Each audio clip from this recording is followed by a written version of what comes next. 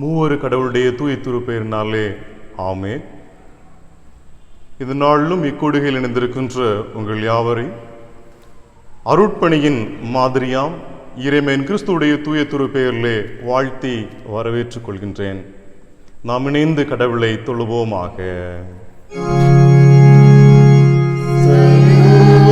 வலிமை கிருபைகள் மிகுந்த சர்வேசா,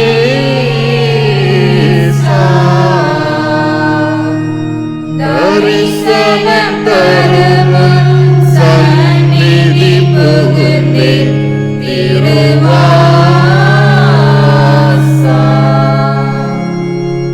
தூய சிந்தை உண்மையில் உன்னையே தொழுதேத்த,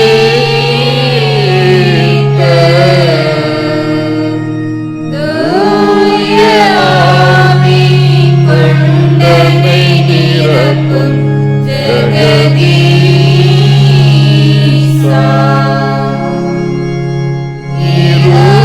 இருதயத்தை சிதற விடாமல் ஒரு நேராய்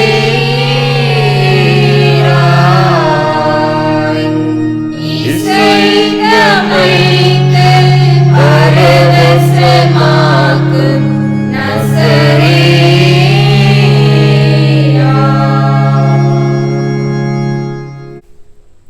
சேனைகளின் கர்த்தாவே, உமது வாசஸ்தலங்கள் எவ்வளவு இன்பமானவைகள்!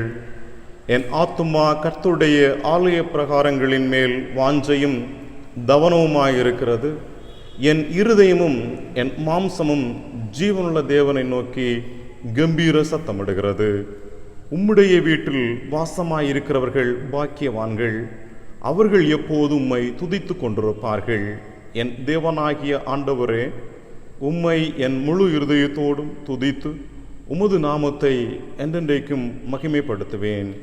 ஆண்டவரே, நீர் உண்டாக்கின எல்லா ஜாதிகளும் வந்து உமக்கு முன்பாக பணிந்து உமது நாமத்தை மகிமைப்படுத்துவார்கள். அன்புக்குரியவர்களே, நாம் இணைந்திருக்கின்ற இந்த வழிபாடு நம்முடைய வாழ்வில் வசந்தத்தை கொடுக்க கடவுளை நோக்கி நாம் வேண்டுதல் செய்வோம். மகிழ் வாழ்வின் பிறப்பாக இருக்கின்ற எங்கள் அன்பின் தூயரே, உம்மை போற்றுகின்றோம்.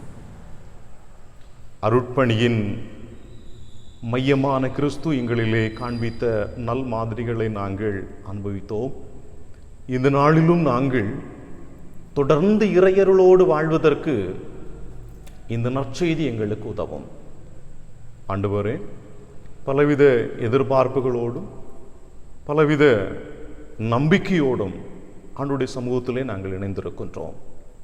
எங்கள் எண்ணங்களும் எங்கள் நம்பிக்கையும் பரிபூர்ணப்படட்டும். தொடர்ந்து இந்த ஆராதனையில் இறையருள் மிகுதியாக தங்கி நாங்கள் இந்த ஆராதனையில் இருந்ததன் மூலமாய் தெய்வீக நன்மைகளை பெற்றுக்கொண்டேன் என்று சொல்லக்கூடிய உணர்வை எங்களுக்கு தாரும் என்று இறைமகன் கிறிஸ்து வழியாய் ஜெபிக்கிறோம் பிதாவே, ஆமென். ஆண்டவருடைய தூய திருப்பெயர் மகிமைப்படும்படியாய் ஞானப்பாடலிலே 6வது பாடலை நாம் பாடுவோம். ஞானப்பாடல் எண் 6, அநாதியான கர்த்தரே தெய்வீக ஆசனத்திலே. இணைந்து பாடுவோம்.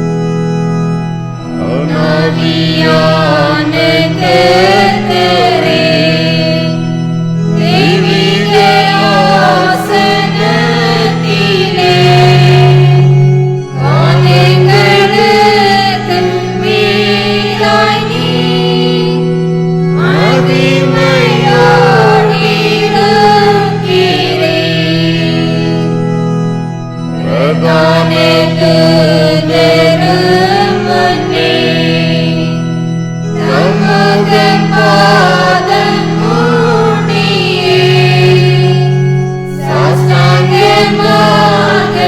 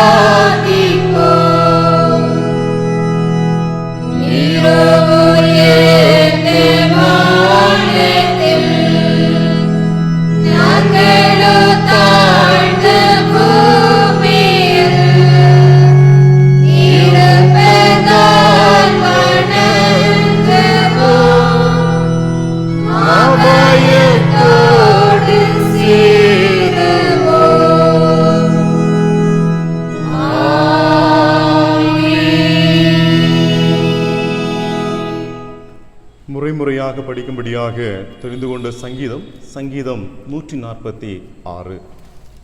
சங்கீதம் 146. அல்லேலூயா, என் ஆத்துமாவே கர்த்தரை துதி. நான் உயிரோடு இருக்கும் மட்டும் கர்த்தரை துதிப்பேன். நான் உள்ளளவும் என் தேவனை கீர்த்தனம் பண்ணுவேன். பிரபுக்களையும் ரட்சிக்க திராணி இல்லாத மனுபுத்திரையும் நம்பாதேயுங்கள். அவருடைய ஆவி பிரியும், அவர் தன் மண்ணுக்கு திரும்புவான். அந்நாளிலே அவன் யோசனைகள் அழிந்து போம். யாக்கோபின் தேவனை தன் துணையாக கொண்டிருந்து தன் தேவனாகிய கர்த்தர் மேல் நம்பிக்கை வைக்கிறவன் பாக்கியவான். அவர் வானத்தையும் பூமியையும் சமுத்திரத்தையும் அவைகளில் யாவையும் உண்டாக்கினவர். அவர் என்னிலே உண்மையை காக்கிறவர். அவர் ஒடுக்கப்பட்டவர்களுக்கு நியாயம் செய்கிறார். பசியா இருக்கிறவர்களுக்கு ஆகாரம் கொடுக்கிறார். கட்டுண்டவர்களை கர்த்தர் விடுதலையாக்குகிறார். குருடரின் கண்களை கர்த்தர் திறக்கிறார். மடங்கடிக்கப்பட்டவர்களை கர்த்தர் தூக்கி விடுகிறார். நீதிமான்களை கர்த்தர் சிநேகிக்கிறார். பரதேசிகளை கர்த்தர் காப்பாற்றுகிறார். அவர் திக்கற்ற பிள்ளையும் விதவையும் ஆதரிக்கிறார். துன்மார்க்கரின் வழியையோ கவிழ்த்து போடுகிறார். கர்த்தர் சதா காலங்களிலும் அரசாளுகிறார். சீயோனே, உன் தேவன் தலைமுறை தலைமுறையாகவும் ஆட்சி பண்ணுகிறார். அல்லேலூயா.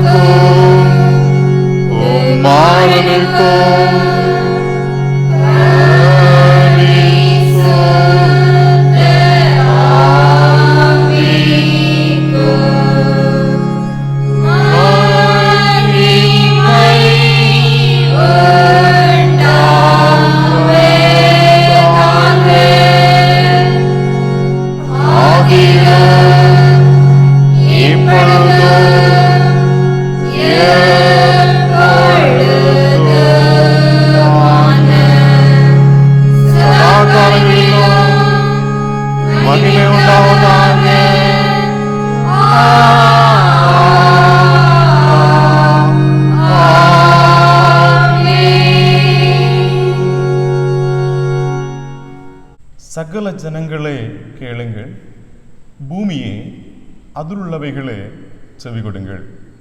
கர்த்தராகிய ஆண்டவர் தம்முடைய பரிசுத்த ஆலயத்தில் இருக்கிற ஆண்டவரே, உங்களுக்கு விரோதமாய் சாட்சியாயிருப்பார்.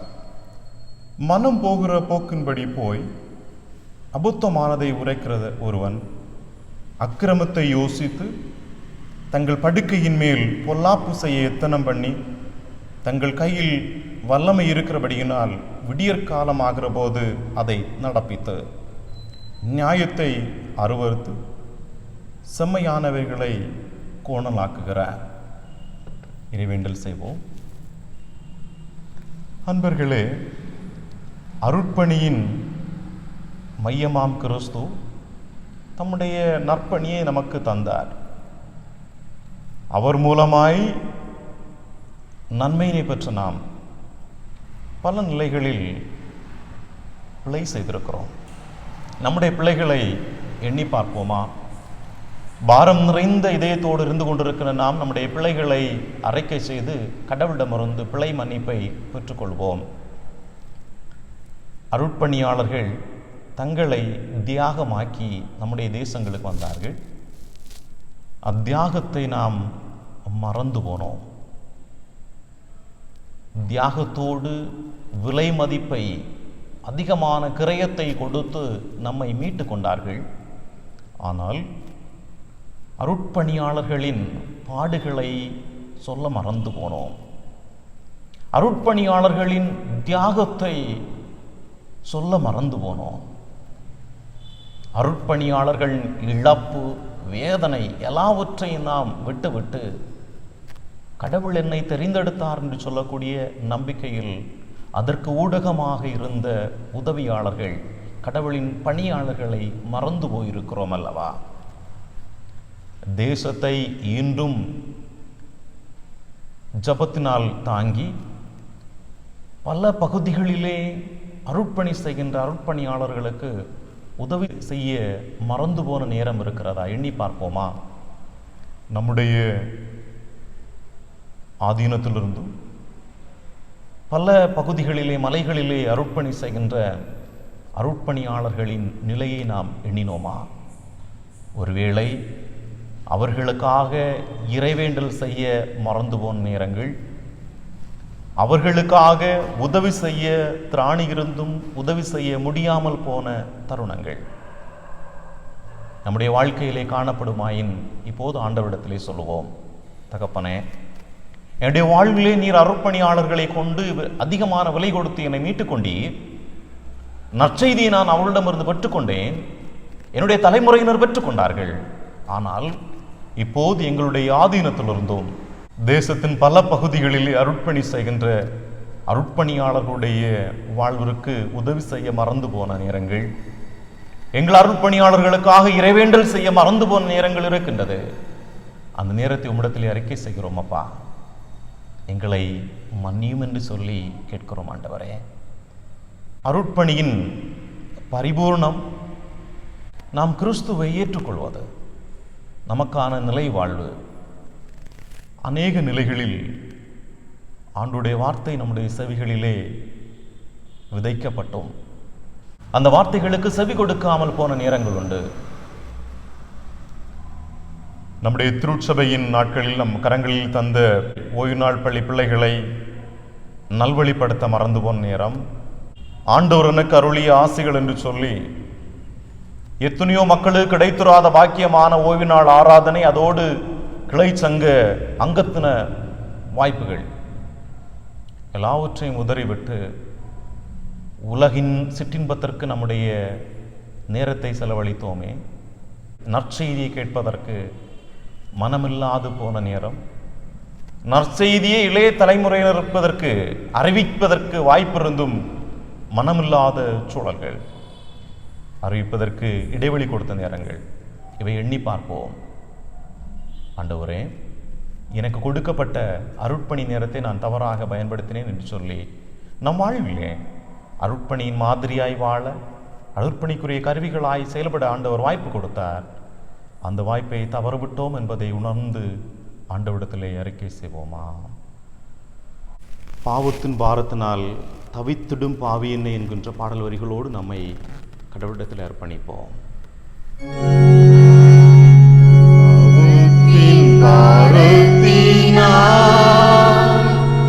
தவித்திடும் பாவி என்னை என் கிருபை பிரவாகத்தான் தேற்றிடும் இயேசுநாதா, என் கிருபை பிரவாகத்தான்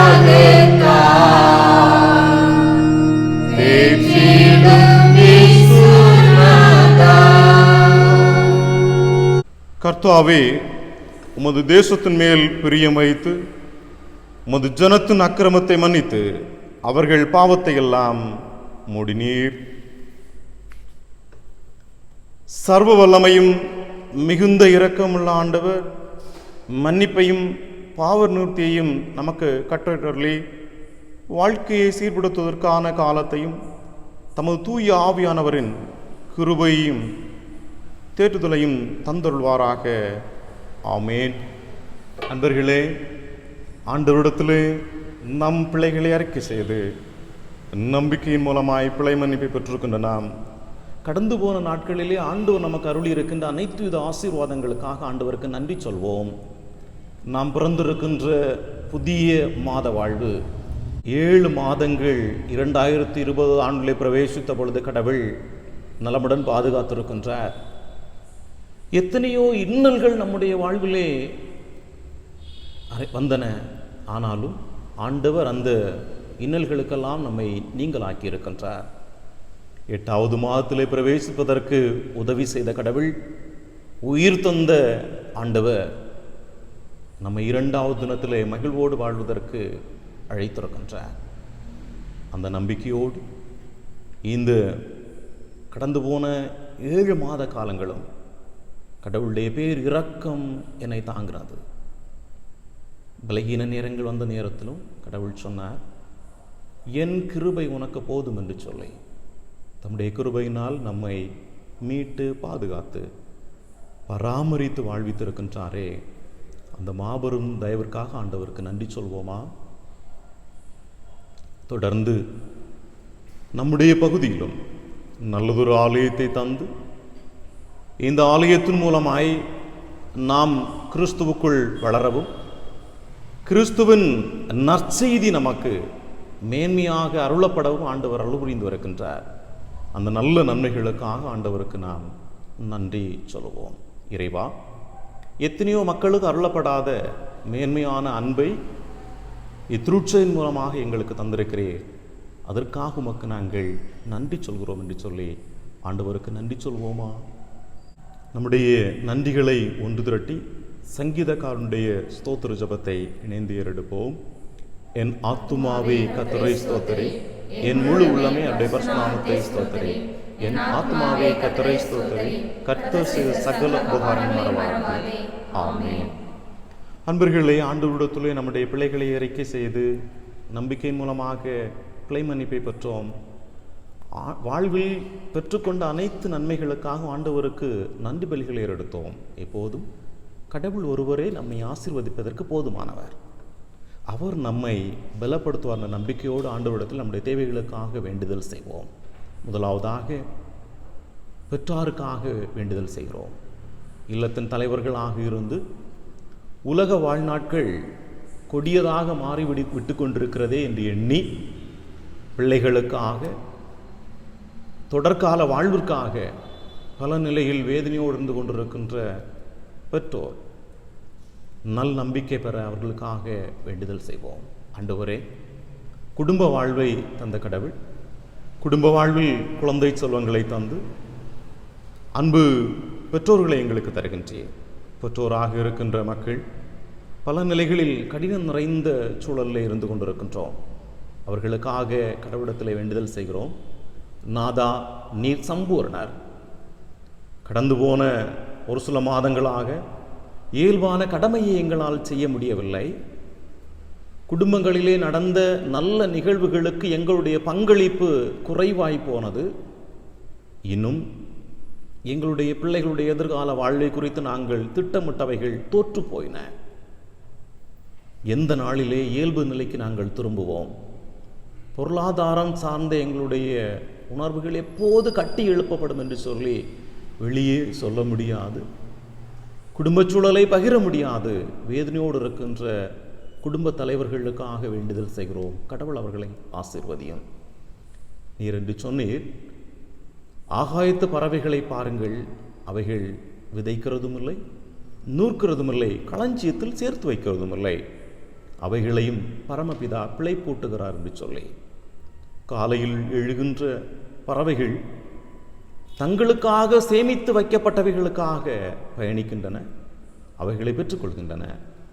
அதே போல் இறைவா, எங்களுக்கும் எங்கள் கரங்களிலே கொடுக்கப்பட்டிருக்கின்ற பிள்ளைகளுக்கும் கடவுள் போதுமான நன்மையினை தருவார். பிள்ளைகளுடைய எதிர்காலங்களை கடவுள் பொறுப்பேற்றுக் கொள்வார் என்று சொல்லக்கூடிய நம்பிக்கையை அனைத்து மக்களுக்கும் தாரும் என்று சொல்லி நாங்கள் ஜெபிக்கிறோம். பொருளாதாரம் சார்ந்து கடினத்திலிருந்து மீள்வதற்கு கடவுள் உதவி செய்கிறேன். இதே போன்று இல்லத்திலே காணப்படுகின்ற முதிர் வயது பெற்றோருடைய பலகீனத்தை அறிந்து அப்பலகீனத்திலிருந்து எங்களுடைய முதிர் வயது பெற்றோர் விடுபட வேண்டும் என்று சொல்லக்கூடிய ஏக்கத்தோடு இருந்து கொண்டிருக்கிறோம். நீரிழிவு நோயினால் பாதிக்கப்பட்டிருப்போர், பல நிலைகளில் மருத்துவரை சந்திப்பதற்கு கண்ணின் காட்சி போன்ற பலகீனங்கள், வெளியே சொல்ல முடியாத நோயின் பிடியிலிருந்து இறைவா எனக்கு சித்தம் உண்டு, நீ சொஸ்தமாக என்று சொல்லி உம்மை நம்பிக்கையோடு பார்க்கின்ற பொழுது எங்களுக்கு நலனருள்வீர் என்று சொல்ல நம்பிக்கையோடு உம்மை நோக்கி பார்க்கின்ற ஒவ்வொரு பிள்ளைகளையும் கடவுள் ஆசீர்வதியும், தம்முடைய பலனை அவருடைய வாழ்வில் ஆசீர்வாதமாய் தாரும் என்று சொல்லி நாங்கள் ஜெபிக்கிறோம். இறையருள் நிறைவாக தங்கியிருக்கட்டும். மறுமுறையும் ஆண்டவரே, கொரோனாவின் தாக்கம் அதிகரித்து கொண்டு செல்கின்ற சூழலில் எங்களுடைய இயல்பு கடமைக்கு தடை வந்து விடுமோ என்று சொல்லக்கூடிய ஏக்கத்தோடு நின்று கொண்டிருக்கிறோம். அந்நிலை மாற வெகு விரைவிலே இந்த வைரஸின் தாக்கம் கட்டுக்குள் வரவும் எங்களுடைய இயல்பு கடமைகளை நாங்கள் செய்வதற்கு கடவுளுடைய துணையை தாரும் என்று சொல்லி கேட்கின்றோம். இந்த கொரோனா பாதுகாப்பு பணியில் ஈடுபடுகின்ற ஒவ்வொரு பணியாளர்களுக்காகவும் நாங்கள் வேண்டுதல் செய்கிறோம். ஒவ்வொரு பணியாளர்களையும் கர்த்த ஆசீர்வதியும், நன்மையால் நிறைப்போம். தொடர்ந்து உம்முடைய பேரருள் மட்டுமே இல்லத்தின் தலைவர்களை, இல்லத்தின் முதியோர்கள், இன்னும் சிறு குழந்தைகள் முதல் உறவுத்தாப்பிய நிலையில் இருக்கின்ற அனைத்து மக்களும், யாரெல்லாம் என் ஆண்டவரால் மட்டுமே என்னை ஆசீர்வதிக்க முடியும் என்று சொல்லி நம்பிக்கையோடு உள்ளத்தின் குமரலோடும் பாரத்தோடு வேதனையோடும் பலகீனத்தோடும் வருகின்றார்களோ அவர்கள் அனைவரையும் அனைத்து ஆசீர்வதிக்கின்ற அவருடைய வாழ்வுக்கு வேண்டிய நன்மையினை தருகின்ற இறைமகன் கிறிஸ்துடைய தூய திருப்பெயரில் வேண்டுதல் செய்கிறோம். எளியவர்களாம் மன்றாட்டை கேளும் எங்கள் அன்பின் நல்ல தந்தையே, ஆமென். நாம் இணைந்து ஆண்டவர் கற்றுத்தந்த இறைவேண்டலை ஏறெடுப்போம். பரமண்டலங்களில் இருக்கிற எங்கள் பிதாவே, உம்முடைய நாமம் பரிசுத்தப்படுவதாக, உம்முடைய ராஜ்யம் வருவதாக, உம்முடைய சுத்தம் பரமண்டத்திலே செய்யப்படுகிறது போல பூமியிலேயும் செய்யப்படுவதாக. அன்றன்றுள்ள எங்கள் அப்பத்தை எங்களுக்கு இன்று தாரும். எங்களுக்கு விரோதமாய் குற்றம் செய்கிறவர்களுக்கு நாங்கள் மன்னிக்கிறது போல எங்கள் குற்றங்களை எங்களுக்கு மன்னியும். எங்களை சோதனைக்கு பிரவேசிக்க பண்ணாமல் தீமையை ரட்சித்துக் கொள்ளும். ராஜ்யம், வல்லமை, மகிமை என்றைக்கும் உடையவைகளே. ஆமென். தொடர்ந்து இந்த நாளுக்குரிய திருமறை பகுதியை படிக்க கேட்போம். வாசிக்கும்படியாக கொடுக்கப்பட்ட திருமறை பகுதி அப்போஸ்தலர் 10ஆம் அதிகாரம் வசனம் 34 முதல் 43 முடிய. அப்போஸ்தலர் 10 வசனம் 34 முதல் 43 முடிய. அப்பொழுது பேதுரு பேசத் தொடங்கி, தேவன் பட்சபாதம் உள்ளவர் அல்ல என்றும், எந்த ஜனத்திலாயினும் அவருக்கு பயந்திருந்து நீதியை செய்கிறவன் எவனோ அவனே அவருக்கு உகந்தவன் என்றும் நிச்சயமாய் அறிந்திருக்கிறேன்.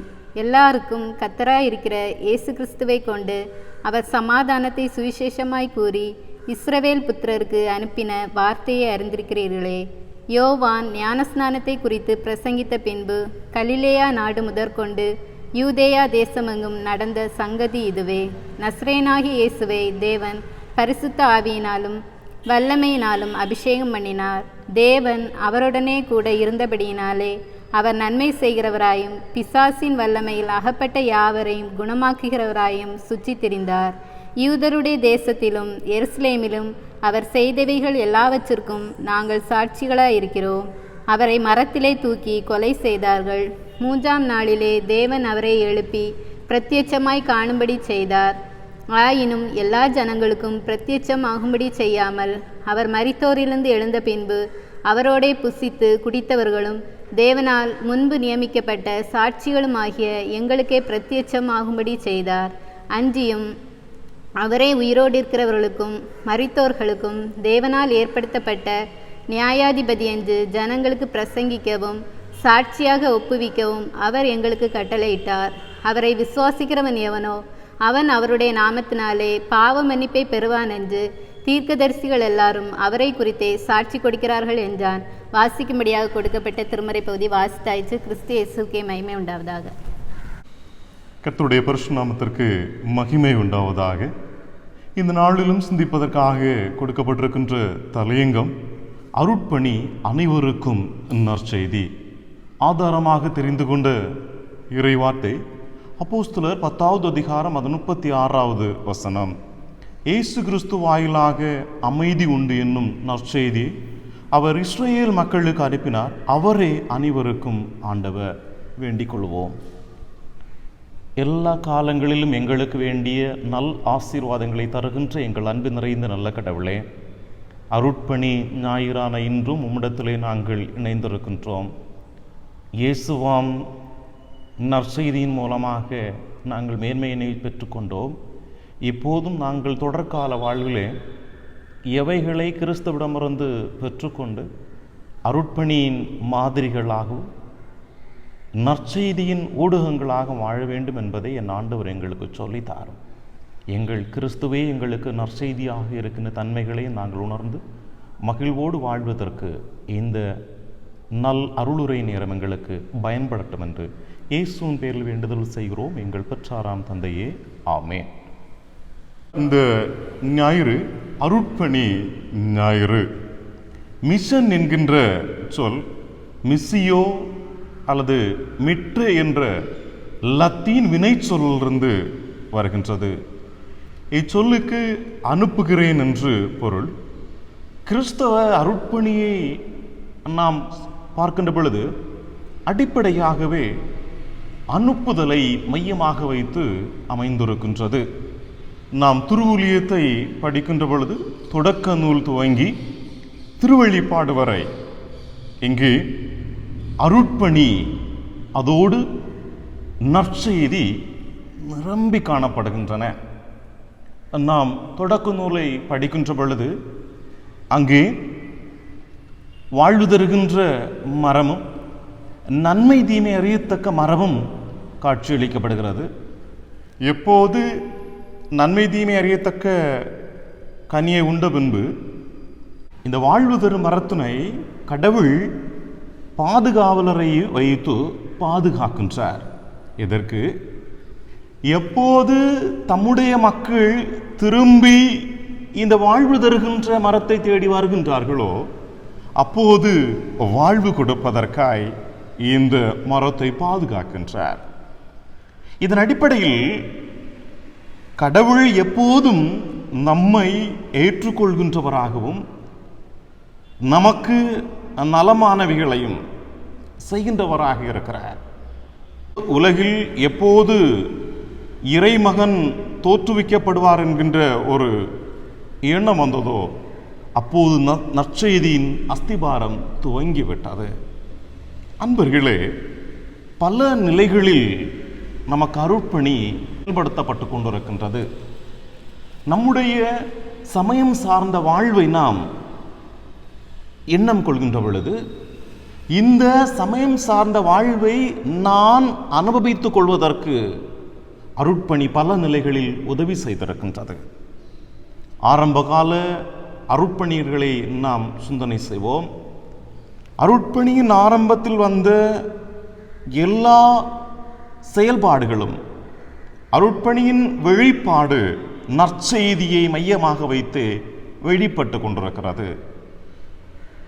நற்செய்தி என்பது தேவையில் இருந்து கொண்டிருக்கின்ற ஒரு மனிதருக்கு அவருடைய தேவையை நிறைவேற்றுவதற்கான வாய்ப்பு. அவருடைய தேவை தொடர்ந்து வருகின்ற காலங்களிலே தேவையாக இல்லாமல் இருப்பதற்கு உதவி செய்கின்ற தன்மை இவை வெளிப்படுகின்றது. இப்படிப்பட்ட கூறுபாடுகளோடு கர்த்தர் தம்முடைய சுத்தத்தை தம்முடைய மக்கள் மீது வெளிப்படுத்துகின்றார். வாழ்வு தருகின்ற செய்தியாக அவை அமைந்திருக்கின்றன. அதோடு இயேசு கிறிஸ்து இந்த உலகத்தில் தோன்றி எல்லா செயல்பாடுகளும் அங்கே அருட்பணியின் மாதிரியாக அமைந்தது. கிறிஸ்து அருட்பணியாக காட்சியளித்தார். அன்புக்குரியவர்களே, திருமறையை குறித்து நாம் சிந்தனை செய்கின்ற பொழுது அங்கே தொடக்க நூல் துவங்கி நாம் படிக்கின்ற பொழுது பல நிலைகளில் தம்முடைய மக்களை அருட்பணிக்காக மக்களுடைய வாழ்வு நற்செய்திக்காக பயன்படுத்துகின்றார். அரசர்களை பயன்படுத்துகின்றார், இறைவாக்குனர்களை பயன்படுத்துகின்றார். தொடர்ந்து புதிய ஏற்பாட்டு பகுதியை நாம் பார்க்கின்ற பொழுது சீடர்கள் தம்மால் தெரிவு செய்யப்பட்ட மக்கள் என்று சொல்லி அனைத்து மக்கள் மூலமாய் நற்செய்தியை மானிடருக்கு அறிவித்தார். முதலாவதாக நாம் சிந்தனை செய்கின்ற வேளையிலே மனமாற்றத்தின் நற்செய்தி. மத்தேயு எழுதிய நற்செய்தி நூல் 5வது அதிகாரம் அதன் 17வது வசனம். அது முதல் இயேசு மனம் திரும்புங்கள், பரலோக ராஜ்யம் சமீபித்திருக்கிறது என்று பிரசங்கிக்க தொடங்கினார். ஏசாயா 55வது அதிகாரம் அதன் 3வது வசனம். உங்கள் செவியை சாய்த்து என்னிடத்தில் வாருங்கள், கேளுங்கள், அப்பொழுது உங்கள் ஆத்துமா பிழைக்கும். தாவீதுக்கு அருளின நிச்சயமான கிருபைகளை உங்களுக்கு நித்திய உடன்படிக்கையாக ஏற்படுத்துவேன். தாவீதுக்கு அருளின நிச்சயமான கிருபைகளை உங்களுக்கு நித்திய உடன்படிக்கையாக ஏற்படுத்தினேன். அப்படி தாவீதுக்கு என்ன உடன்படிக்கையை கர்த்தர் ஏற்படுத்தினார்?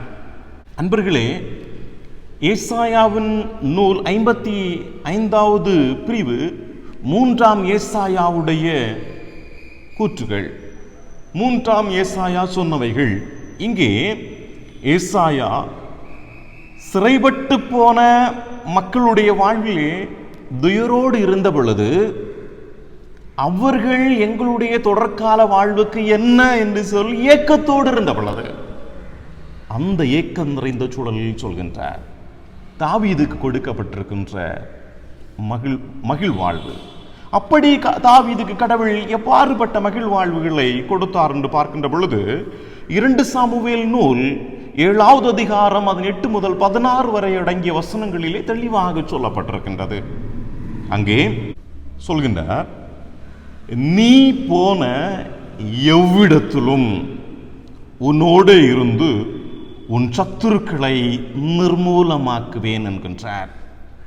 நீ எந்தெந்த பகுதிக்கு செல்கின்றாயோ அந்த பகுதி நீ செல்கின்ற பொழுது நான் உன்னோடு கூட இருப்பேன். அதோடு உன்னுடைய சத்துருக்களை நிர்மூலமாக்கி போடுவேன். அவர்கள் தொடர்ந்து இந்த உலகத்திலே இல்லாதபடி அழித்து விடுவேன் என்று சொல்கின்றார். அதோடு தாவீதை குறித்து சொல்கின்ற பொழுது சொல்கின்றார், இவர் ஆடு மேய்க்கின்றவர். இந்த தாவீதை இந்த பூமியிலே பெரிய நபர்களோடு உன்னை அமரச் செய்வேன். ஆடு மேய்க்கின்ற மனிதனை தெரிந்து கொண்ட நான் உன்னை பெரிய மக்களோடு, என் அனைவராலும் மேன்மையாக சொல்லப்படுகின்ற பெரிய மக்களோடு உன்னை அமர்த்துவேன் என்று தாவீதிடத்திலே சொல்கின்றார். அதோடு அலையாத வாழ்வை உனக்கு தருவேன். நீ முன்போலும் என்ன செய்ய மாட்டார்கள். உங்களுடைய மக்கள் அங்கும் இங்கும் என்ன செய்ய மாட்டார்கள், அலைந்து திரிய மாட்டார்கள். உங்களுக்கு ஒரு நிலையான வாழ்வு, வாழ்க்கையிலே ஒரு அமைதலான வாழ்வு, ஒரு உறைவிடம் என்பது எல்லாருக்கும் தேவையான ஒன்று. இங்கே ஒரு கடினம் நிறைந்த வாழ்வு இருக்கின்றது.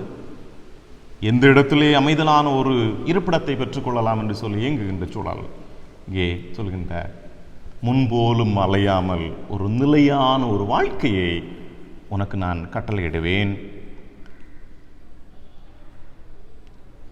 பொதுவாக நம்ம எல்லாருக்கும் நம்முடைய வாழ்வு சந்தோஷமாக இருக்க வேண்டும், நம்முடைய வாழ்வு மகிழ்ச்சி நிறைந்த வாழ்வாக காணப்பட வேண்டும் என்று விரும்புகின்றோம். அதோடு என்னுடைய காலத்திற்கு பின்பு என்னுடைய கற்பத்தின் பிறப்பு மகிழ்வாக இருக்க வேண்டும். என்னுடைய தலைமுறை எத்தனை தலைமுறையாக இருந்தாலும் குறைவின்றி நிறைவாக இருக்க வேண்டும் என்று சொல்லக்கூடிய ஒரு உணர்வு இருக்கிறது. அப்போது அந்த உணர்வோடும் இருக்கிறார் என்பதை அறிந்தும், இல்லை என்று சொன்னால் தாவீதுடைய தலைமுறையை கடவுள் ஆசீர்வதிப்பதற்காக சொல்கின்றார், உன் கற்ப பிறப்பை ஆசீர்வதிப்பேன், அவருக்கு கொடுக்கப்படுகின்ற ராஜ்யத்தை நீ மேன்மையான இடத்துல இருப்பாய், உன்னுடைய கர்ப்ப பிறப்புக்கு கொடுக்கின்ற நான் கொடுக்கின்ற மேன்மை, அவனுடைய ராஜ்யத்தை நான் நிலைவரப்படுத்துவேன்.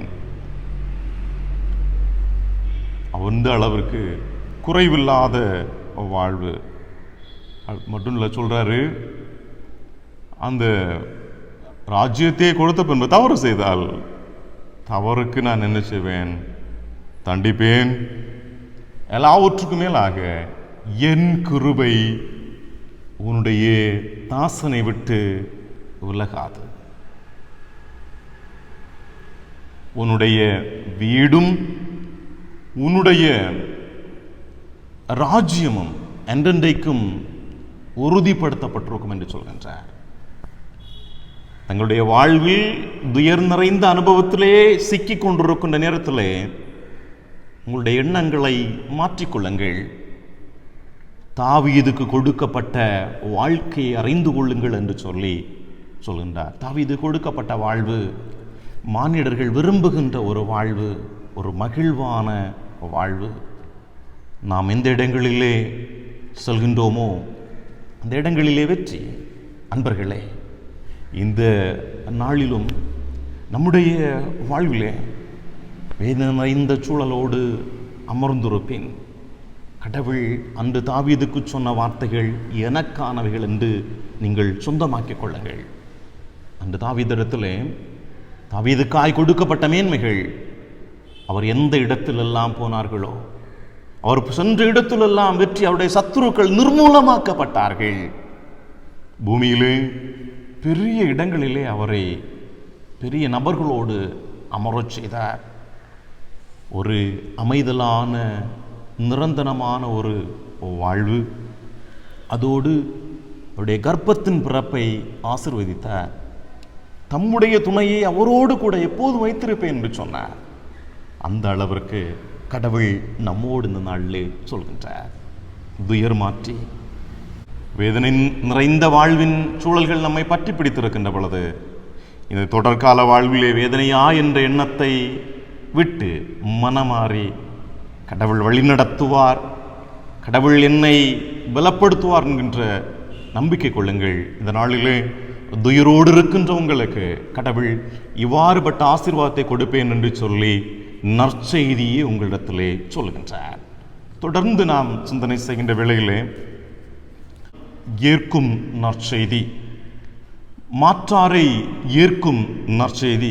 அப்போஸ்தலர் 10வது அதிகாரம் அதன் 34, 35வது வசனம். பேதுரு பேச தொடங்கி, தேவன் பட்சபாதமுள்ளவர் அல்ல என்றும், எந்த ஜனத்திலாயினும் அவருக்கு பயந்திருந்து நீதியை செய்கிறவன் எவனோ அவனே அவருக்கு உகந்தவன். எந்த ஜனத்திலாயினும், எந்த ஒரு இனக்குழுவாயினும் அவருக்கு பயந்திருந்து நீதியை செய்ய வேண்டும். இந்நேரம் வரை தீட்டுப்பட்டவர்கள் என்று சொல்லி ஒதுக்கப்பட்டும் நான் அவர்களோடு உரையாடுவதற்கு அந்த மக்கள் தகுதியில்லை என்று சொல்லியிருந்த இந்த பேதுரு இப்போது அவர்களை அங்கீகரிக்கின்றார், பிற மக்களை ஏற்றுக்கொள்கின்றார். இயேசு அன்று சொன்னாரே, இந்த தொழுவத்தில் இல்லாத வேறே ஆடுகளும் எனக்கு உண்டு என்று. அன்புக்குரியவர்களே, இன்றும் சமயத்தை இறுக பற்றி பிடித்து மகிழ்வோடு வாழ்ந்து கொண்டிருக்கின்ற நாம் சில வேளைகளில், இல்லை என்றால் அதிகமான நேரங்களில், நம்மில் மாற்றாரை நம்மை போல் ஏற்று அன்பு செய்து அவர்களை அரவணைக்கின்ற நிலையில் நாம் தோற்றுப்போனவர்களாக இருக்கின்றோம். இல்லை என்று சொல்வதற்கு இடமில்லை. பல மாவட்டங்களிலே பார்க்கின்ற பொழுது இனக்குழுக்கென்று ஒரே தெருவில் 2 ஆலயங்கள். ஏன்? எதற்கு? கிறிஸ்துவின் அருட்பணி அப்படியா இந்த உலகத்தில் நிறைவேற்றப்படுகின்றது? அப்படியல்ல. நாம் கடவுளின் சாயலில் படைக்கப்பட்டிருக்கிறோம். ஆகவே கடவுளால் படைக்கப்பட்டிருக்கின்ற மானிடர்கள் எல்லாரும் ஒன்று என்ற எண்ணமும், கடவுளுடைய காட்சி என்று பேதுருவுக்கு தன்னிலிருந்த நிலைப்பாடு உறுதி என்று இருந்த பொழுது, அந்த உறுதியான நிலைப்பாடு அல்ல வாழ்க்கை, அவர்களை ஏற்றுக்கொள்ள வேண்டும் என்று சொல்லி அவரை ஏற்றுக்கொள்ள வைத்தது. நாமும் இன்று மாற்றாரை ஏற்றுக்கொள்வோம், அவர்களோடு கிறிஸ்து சொல்லிய அன்புகளை பகிர்ந்து கொள்வோம். அது அம்மக்களுக்கு நற்செய்தி. நமக்கும் மாற்றாரையும் கிறிஸ்து ஏற்றுக்கொள்கிறார் என்று சொல்லக்கூடிய நற்செய்தியை நம்மிலே தருகின்றார். மாற்றாரை ஏற்றுக்கொண்டு அவர்களிடத்திலே கிறிஸ்துவை வெளிப்படுத்துகின்ற கருவிகளாக வாழ்வோம். நிறைவாக நாம் சிந்தனை செய்கின்ற வேளையில் மகிழ்வாழ்வின் நற்செய்தி. ஏசாயா 55வது அதிகாரம் அதன் 1வது வசனம். ஓ தாகமாயிருக்கிறவர்களே, நீங்கள் எல்லாரும் தண்ணீர்கள் அண்டைக்கு வாருங்கள். பணம் இல்லாதவர்களே, நீங்கள் வந்து வாங்கி சாப்பிடுங்கள். நீங்கள் வந்து பணமுமின்றி விலையுமின்றி திராட்சரசமும் பாலும் கொள்ளுங்கள். அன்பர்களே, இங்கே அடிமைத்தன சூழலிலே அடைக்கப்பட்டிருக்கின்ற இந்த மக்கள் தங்களுக்கு வாழ்வில்லை என்று சொல்லி வேதனையோடு கதறி நின்று கொண்டிருக்கின்ற வேளையில் இறைவாக்கினர் அழைக்கின்றார். அவர்களை இறைவாக்கினர் அழைத்து, எந்த நிலையில் நீங்கள் விரும்புகின்றீர்களோ அதைவிட மேன்மையான ஒரு வாழ்வு. தெளிவாய் சொல்கிறார், தாகத்திற்கு தண்ணீர் பெற்றுக் கொள்ளுங்கள், உணவு பெற்றுக் கொள்ளுங்கள். நீங்கள் பெற்றுக்கொள்கின்ற உணவு இலவசமானது. அந்த உணவிற்குரிய கிரயத்தை கடவுள் கொடுத்திருப்பார். ஆகவே உங்களுடைய துயரிலே உங்களுக்கு இலவசமான உணவு. அங்கே பணமின்றி பாலும் திராட்சரசம் கொள்ளுங்கள். உங்களுடைய மகிழ்ச்சியான விருந்திற்கு முதன்மையான திராட்சரசத்தை நீங்கள் பெற்றுக்கொள்ளுங்கள். எல்லாமே இலவசமாய் பெற்றுக்கொள்ளுங்கள். ஏன்? உங்களுடைய துயர், நீங்கள் இந்நாள் வரை கண்ட அனுபவித்த எல்லா வேதனையும் நான் கண்டுவிட்டேன். மகிழ் நிறைந்த ஒரு நற்செய்தியை நமக்கு கடவுள் தருகின்றார். அன்பர்களே, எந்த நிலையில் கடினத்தை அம்மக்கள் அனுபவித்தார்களோ அதற்கு மேன்மையாக கடவுள் இறை கொடைகளை அவருடைய வாழ்விலே அருளினார். அங்கே அடிப்படை தேவைகளோடு உயர்வையும் மேன்மை அருளினவராக இருந்தார். இந்த நல்ல பொழுதிலும் அருட்பணி அனைவருக்குமான நற்செய்தியாக மாற்றப்படுகின்ற வேளையில் நம்முடைய வாழ்வில் கடினங்கள் வருகின்ற பொழுது கடினத்தை நாம் எண்ணிக்கொண்டிருக்க வேண்டாம்.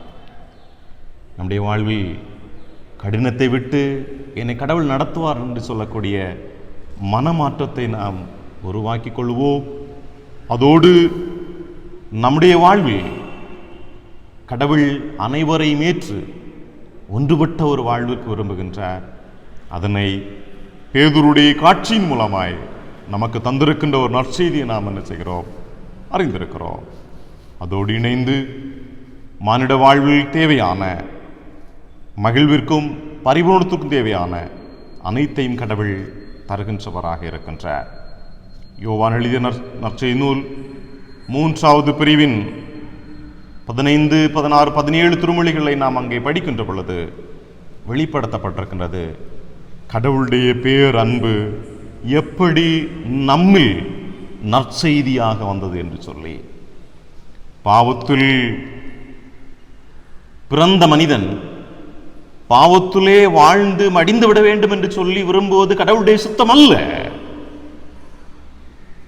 தம்முடைய ஒரே மகனை நம்மை மீட்பதற்காய் தந்தார். ஒரு நிலை வாழ்வை அங்கே கட்டளையிட்டார். இயேசு அங்கே மக்களோடு உரையாடுகின்ற பொழுது விண்ணகம் சார்ந்தவைகளே உரையாடுகின்றார். நம்முடைய வாழ்வு விண்ணக வாழ்விற்குரிய ஒரு பயிற்சி சூழல். அவ்வாழ்க்கையை ஆண்டவர் நம்முடைய வாழ்விலே எதிர்பார்க்கின்றார். அன்புக்குரியவர்களே, அருட்பணி அனைவருக்கும் நற்செய்தியாகின்றது. இந்த உலக வாழ்நாட்களில் நமக்கு கடவுள் ஒரு நிலை வாழ்வை தந்திருக்கிறார் என்ற ஒரு நம்பிக்கையோடு நம்முடைய வாழ்வில் துயர் வந்தாலும் ஒரு பரிபூரணத்தையும், நம்முடைய வாழ்வில் பிற மக்களோடு இணைந்து வாழ்கின்ற பொழுது எப்படி அவர்களோடு இணைந்து பரிசுத்தத்தோடு வாழ வேண்டும் என்கின்ற நற்செய்தியையும், ஒரு முழுமையின் மகிழ்வையும் கடவுள் தருபவராக நமக்கு நற்செய்தியை அறிவிக்கின்றார்.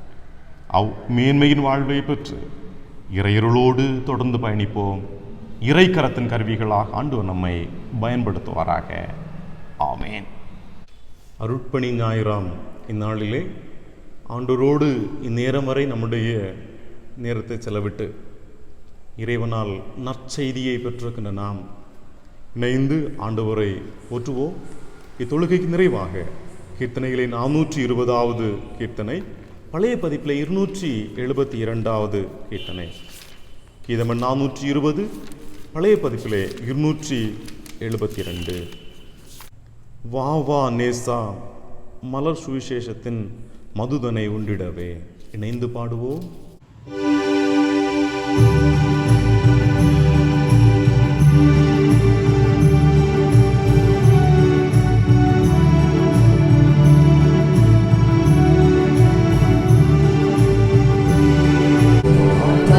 நேசா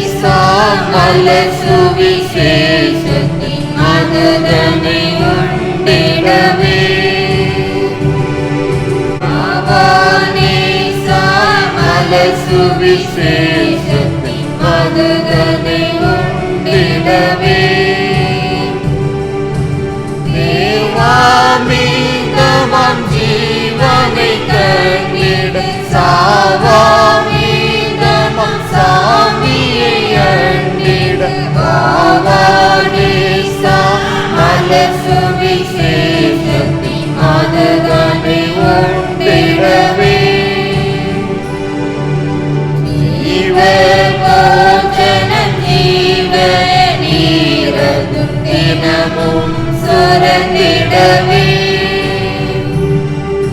தினமும் பார்த்திட தினமும் கேட்டிட சிந்தை நருந்திடவே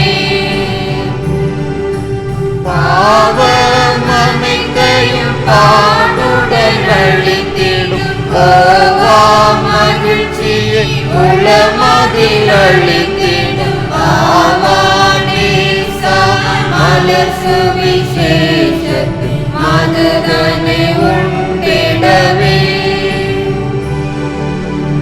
இயேசு நாமந்தெங்குலாகுமோ இன்பம் அழிந்திடவே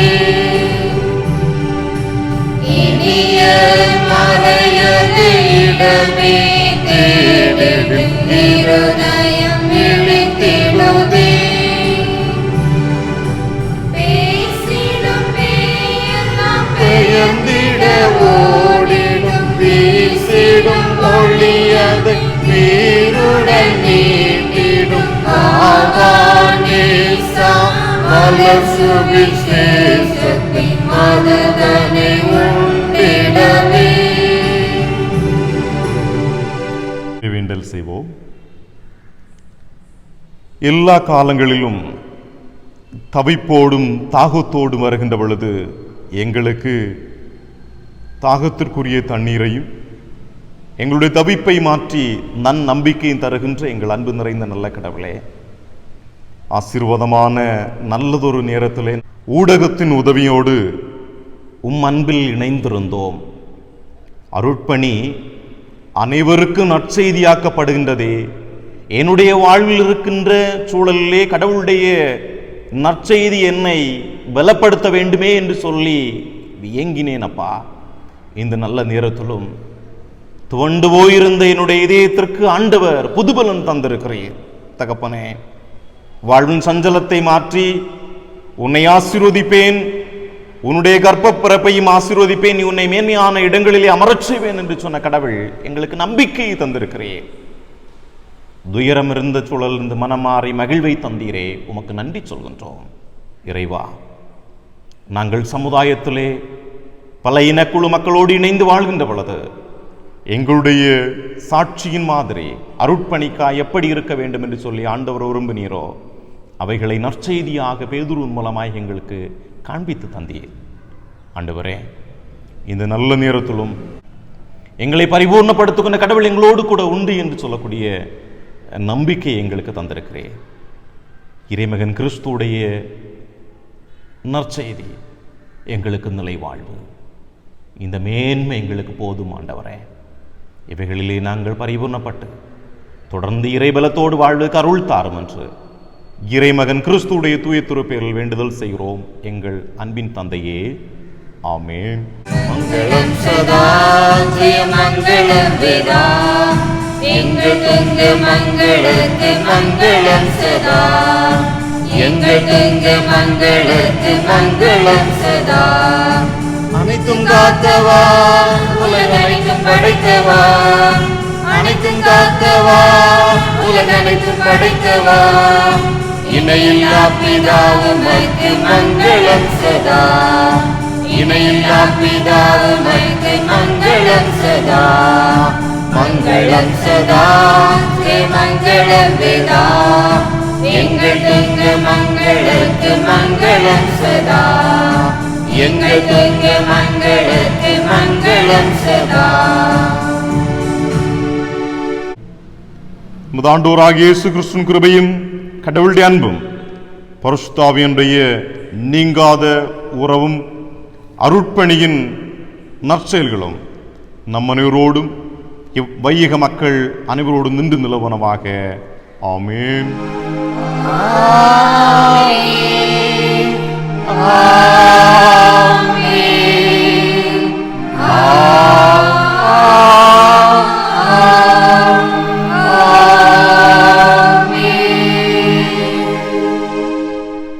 ஆண்டவர் உங்களோடு இருப்பாராக.